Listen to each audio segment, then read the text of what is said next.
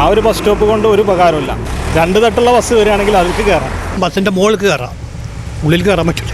തീവണ്ടി പോകുമ്പോൾ നമ്മൾ കാലത്ത് ചേർമ്പോൾ അതിൻ്റെ മുകളിലേക്കാണല്ലോ പോകുക. അതേപോലെയാണ് ഇപ്പോൾ ഇവിടെ ഇത് നിലവിൽ ആയി നിൽക്കുന്നത്. ഇലക്ഷൻ വരുമ്പോൾ വോട്ട് ചോദിക്കലല്ല, ജനങ്ങളുടെ ആവശ്യം നിറവേൽക്കണം. ഇതാ വരുന്ന യാത്രക്കാരെ, അവരിവിടെ ഈ കുട്ടിയുമായിട്ട് ഈ വെയിൽ കൊണ്ടിട്ട് എവിടെ നിൽക്കും? ഇപ്പം അങ്ങനെ ഇരിക്കാനും ഉപയോഗിക്കാമെന്ന് മാത്രമേ ഉള്ളൂ. ബസ് സ്റ്റോപ്പ് എന്ന് പറഞ്ഞിട്ട് ഈ പരിസരത്ത് എവിടെയില്ല.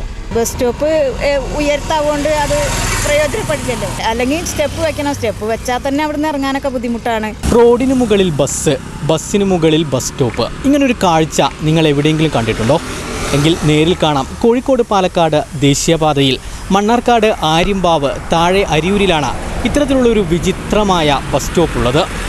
കോഴിക്കോട് പാലക്കാട് ദേശീയപാത വീതി കൂട്ടിയുള്ള നവീകരണ പ്രവൃത്തികളുടെ ഭാഗമായി നിലവിലുണ്ടായിരുന്ന റോഡ് താഴ്ത്തിയതോടെയാണ് ഈ കാണുന്ന ബസ് കാത്തിരിപ്പു കേന്ദ്രം തലക്കുമുകളിൽ സ്ഥാനം പിടിച്ചത്. റോഡിൽ നിന്നും 3 മീറ്ററോളം ഉയരത്തിലാണ് ബസ് കാത്തിരിപ്പ് കേന്ദ്രത്തിന്റെ തല ഉയർത്തിയുള്ള ഈ നിൽപ്പ്. മണ്ണാർക്കാട് MLA N ശംസുദ്ദീന്റെ 2014-15 വർഷത്തെ പ്രാദേശിക വികസന ഫണ്ടിൽ ഉൾപ്പെടുത്തിയാണ് ദേശീയപാതയിലെയും സംസ്ഥാന പാതയിലെയും വിവിധയിടങ്ങളിൽ ബസ് കാത്തിരിപ്പ് കേന്ദ്രങ്ങൾ നിർമ്മിച്ചത്. ഇവയിൽപ്പെട്ടതാണ് താഴെ അരിയൂരിലെ ഈ ബസ് കാത്തിരിപ്പ് കേന്ദ്രവും. അതിമനോഹരമായി നിർമ്മിച്ച കേന്ദ്രത്തിൽ നിരവധി പേർക്ക് ഒരേ സമയം വെയിലും മഴയും ഏൽക്കാതെ ഇരിക്കാൻ കഴിയും. പറയത്തക്ക കേടുപാടുകളൊന്നുമില്ലാത്ത കേന്ദ്രം പരിപാലനവും ജനസാന്നിധ്യവുമില്ലാതെ സ്വാഭാവിക നാശത്തിലേക്ക് കൂപ്പുകുത്തുകയാണ്.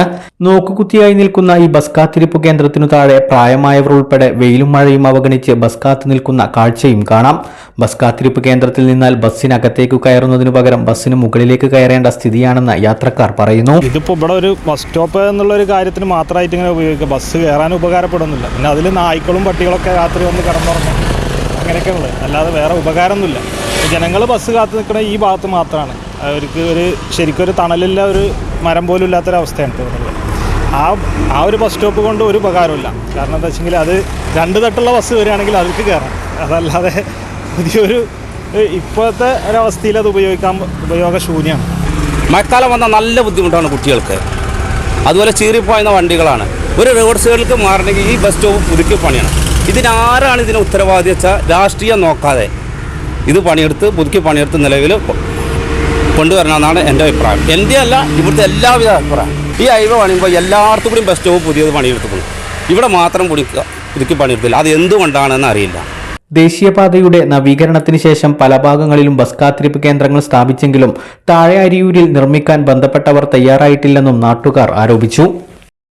ബസ്സിൽ കയറാൻ പറ്റിയില്ലെങ്കിലും മഴയും വെയിലും കൊള്ളാതെ ആകാശ കാഴ്ചകളും കണ്ട് ഇവിടെ ഇങ്ങനെ ഇരിക്കാം.